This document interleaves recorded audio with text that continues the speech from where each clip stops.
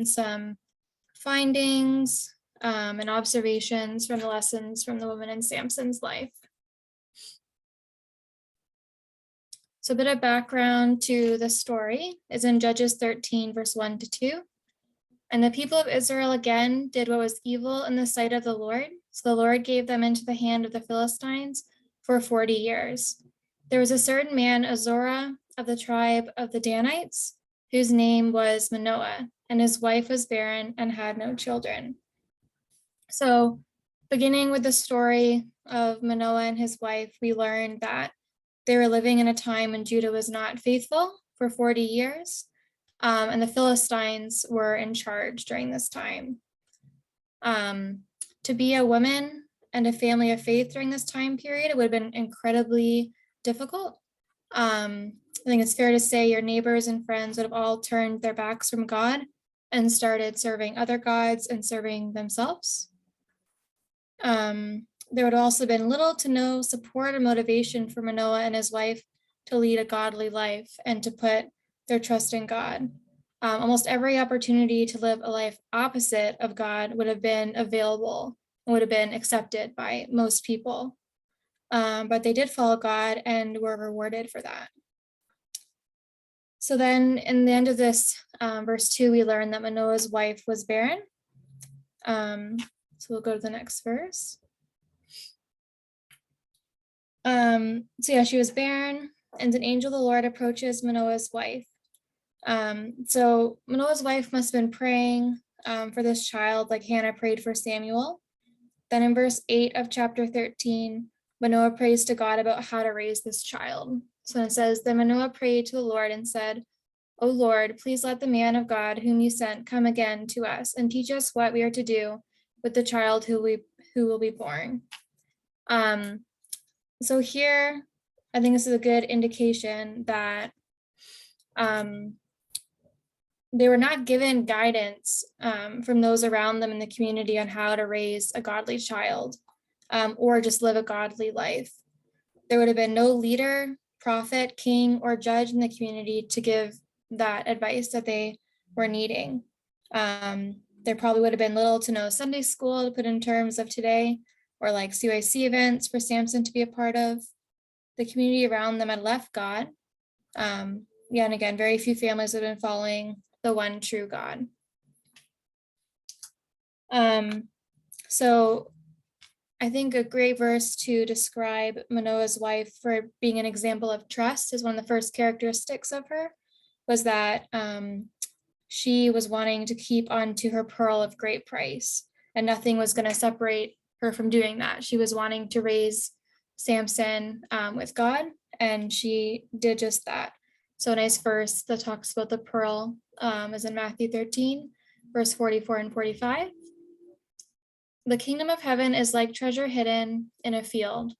When a man found it, he hid it again, and then in his joy went and sold all he had and bought that field.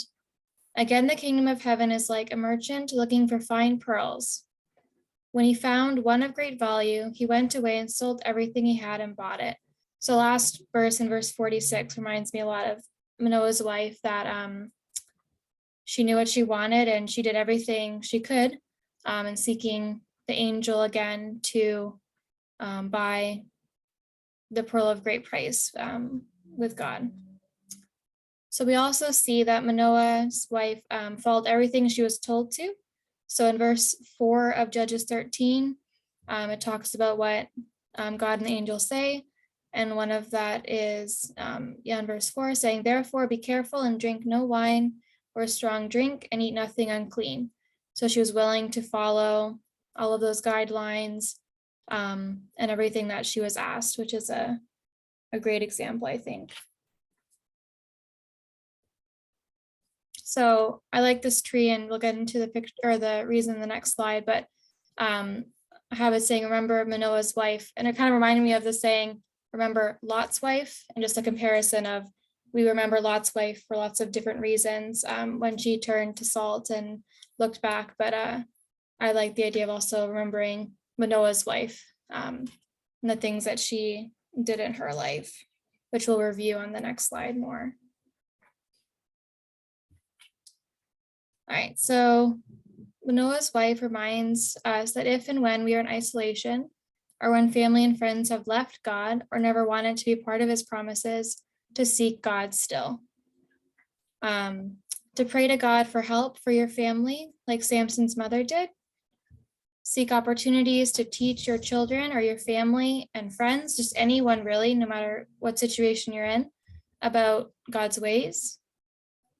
To persevere until the end, when we will be rewarded in his kingdom. And I also think the beauty is we are still rewarded daily for following him by his grace, love, and protection that he provides. And that's easier said than done, like most things that we talk about. So she was strong, perseverant, relentless, and not wavering. I think that'd be incredibly difficult to be in isolation. And yeah, I think she was a great example of someone who did not waver, like the tree in the previous picture. So we'll go back to it, just standing still, deeply rooted, very peaceful, and ready to take on the tasks that she needed to do for her family. So yeah, just remember Manoah's wife in contrast, in addition to remember Lot's wife, and it was a totally different story, but it just kind of made me think of that. So she would not be moved from having faith and following what God wanted from her. She raised up the judge of Israel, because that's who Samson was.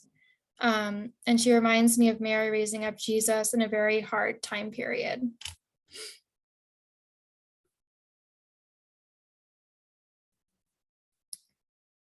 So then we turn more to Samson's choices as he grows up, and we'll focus on the woman in the next phases of his life. So his mother is obviously the first woman in his life. So Samson's family would have done everything they could again to raise him to make godly choices and be a man of faith. And he was just that from God's view. So in Hebrews 11, verse 32, it says, "And what more shall I say? I do not have time to tell about Gideon, Barak, Samson, and Jephthah, and David, and Samuel, and the prophets." Also in Judges, another verse about the character of Samson, it says, "The Lord blessed Samson, and the Spirit of the Lord began to stir up in him." So as we take lessons from the following women in Samson's life, let us also try and view Samson as how God views him. A blessed man of faith who was recorded in Hebrews 11 after the events of Samson's life happened. So the next woman in the story is the woman of Timnah. So we're going to read some verses about that story in chapter 14, verse roughly 1-4. Samson went down to Timnah, and at Timnah he saw one of the daughters of the Philistines. Then he came up and told his father and mother, "I saw one of the daughters of the Philistines at Timnah. Now get her for me as my wife." But his father and mother said to him, "Is there not a woman among the daughters of your relatives, or among all our people, that you must go to take a wife from the uncircumcised Philistines?" But Samson said to his father, "Get her for me, for she is right in my eyes." His father and mother did not know that it was from the Lord, for he was seeking an opportunity against the Philistines. And at that time, the Philistines ruled over Israel. So as we go into the story, he does marry Samson, or she does marry Samson. And then she's approached by the Philistines to find out the riddle of Samson. Anyways, just some context of the story, but I think most of us are familiar with it. We're just going to focus on some of the observations and lessons to pull out from it. So I think the woman of Timnah would have been very selfish based on the story. And we'll get into a couple more reasons why in some ways. So God directed Samson to marry this woman for God's work with the Philistines, like the character Hosea was told to marry a harlot. So Hosea 1, verse 1 says, "And the Lord began to speak through Hosea. The Lord said to him, Go marry a presumptuous woman and have children with her. For like an adulterous wife, this land is guilty of unfaithfulness to the Lord." So the reason I bring that up is a point to think about is that God's ways are higher than ours, and he has many reasons for doing things that we might not understand. So it might be kind of confusing of the choices that, Samson made for this situation, and also Hosea, but I believe they're following what God was doing in their life and what he wanted them to do. So we get more into the character and the situation of the woman from Timnah now. So the woman from Timnah and her family were a lot about status. It seems to be. They cared about being in favor of the Philistines and being popular. And one of the reasons that we mentioned is when after the whole story is done with Samson going away, and they give the woman of Timnah a new husband when everything had kind of settled down. And I'll just read it, it'll make more sense. So they cared about being in favor of the Philistines and being popular. So after the 30 men were killed, and when they were not getting attention anymore, they gave Samson's wife away to Samson's best man from the wedding without him knowing. So that's what I was trying to explain just a second ago. So question for us to think about from that situation is, do we mostly care and do things to put us forward in life and do things for ourselves? Is that our main motivations or a lot of our motivation? Or do we care about others' well-beings and how we could help others and what effect our behavior might have on them? So just a couple questions to think about. So the woman from Timnah also did not trust her husband, Samson, and did not try, from the text that were given, to build a healthy relationship with him. She tried to trick and manipulate him. And that's found in the story, which we don't have time to read all the chapters, but if you want to go back and read Samson or Judges 13 to 16, you can, to make more sense. So unfortunately, her and her family are killed eventually. They got involved with the wrong people and did not seek another way. The reason I say this is because Samson was the judge of Israel at that time, and he would have shown strength previously. They could have sought counsel from the judge of Israel or protection if they knew about his strength, which it sounds like they did, but they did not. I think this is a bit of a testament to their character with being selfish and their motivations. So this is someone that we can try to be the opposite of. And then soon we're going to have an example of someone not from the story of Samson that even though they were in a hard situation, because they were, the woman of Timnah and her father were threatened by the Philistines. And like this other character we're going to talk about, she was in a similar situation. She chose another way. So we'll get into that in a little bit. So the harlot from Gaza is the next character. The next woman is the harlot from Gaza. Gaza was very far away from where Samson would have been staying. There's a suggestion that he could have found a closer harlot, and so there was a different motivation for Samson to be at the harlot of Gaza's home that night, but we won't get into that right now. So the verse says, from when he was at the house, and they surrounded, which are the Philistines, the place, and set an ambush for him all night at the gate of the city. And that's Judges 16, verse 2. So the gate of the city would have been at the outer wall or near the door of the gate. This reminds me of Joshua and Caleb with the story of Rahab. And so we're actually going to read Joshua chapter 2, verse 1 to 6 to get some of that story as an example of a contrast of very, very faithful character. So Joshua 2, verse 1 to 6. And Joshua the son of Nun sent out of Shittim 2 men to spy secretly, saying, go view the land, even Jericho. And they went and came into a harlot's house named Rahab and lodged there. And it was told the king of Jericho, saying, behold, there came men in the night from the children of Israel to search out the country. And the king of Jericho sent unto Rahab, saying, bring forth the men that are come to thee, which are entered into thine house, for they are come to search out all of the country for them. And the woman took the 2 men and hid them, and said, thus there were 2 men that were with me, but I don't know where they went. And it came to pass about the same time of the shutting of the gate, when it was dark, that the men went out and that they went out whither the men went. I did not know. Pursue after them quickly, for you shall overtake them.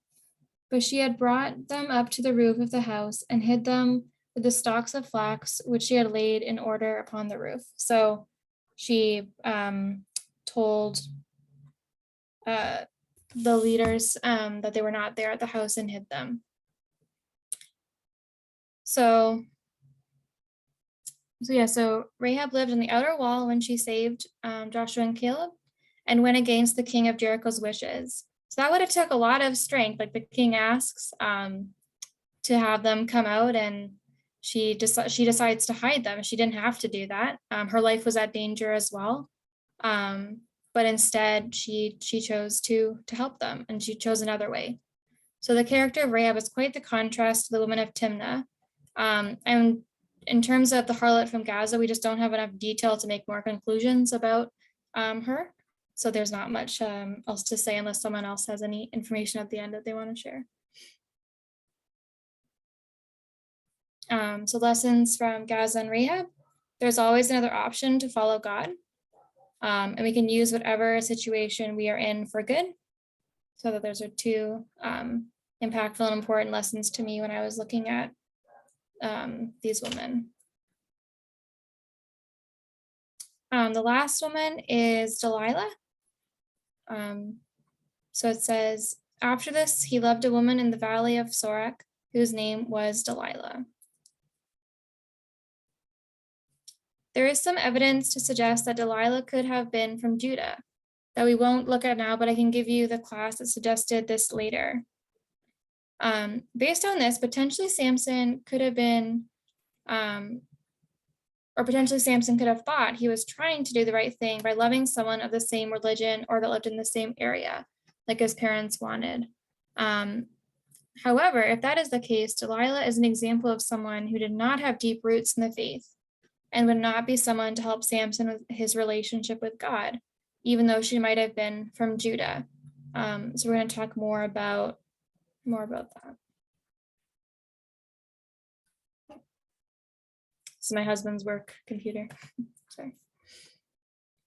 So we see again that Delilah, or constantly throughout the story of Samson, people were trying to trick him,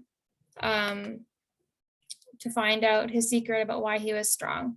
There would have been very few people Samson would have been able to trust. So we see again here that Delilah is trying to do that. She's trying to find the secrets to Samson's strength, that she did not trust Samson and she did not trust in God and wanted this world's riches. So the Philistines offered her in chapter 16, verse 5, some silver, and says, and we will give you 1,100 pieces of silver. So side note, this kind of reminded me, or like Manoah's wife reminded me of Mary, Samson reminds me of Christ, who is sold for silver. I just kind of thought of that. An example. Yeah. So Delilah did not have deep roots in living a life of God and had a weak faith if she was from Judah. Her life made me think of this question. Do we just coast and rely on other people's faith for our own? Are we like the wise or foolish virgins in Matthew? Which says in Matthew 25, verse 1, then shall the kingdom of heaven be likened unto 10 virgins, which took their lamps and went forth to meet the bridegroom. And 5 of them were wise and 5 of them were foolish. So do we also take for granted our knowledge and just choose to do our own things, or follow our own rules? Or do we follow God's directions? Delilah followed her own morals of money and pleasing the Philistines.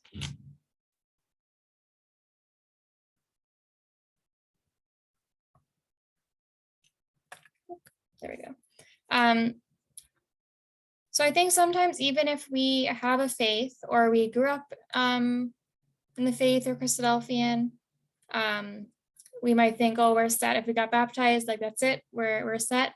But I think I want us all to ask ourselves this question: how deep are your roots? How deep are our roots, really? And be honest with ourselves. Are we just kind of coasting, or are we working on deepening our trust in God, and our actions of how Christ would have lived?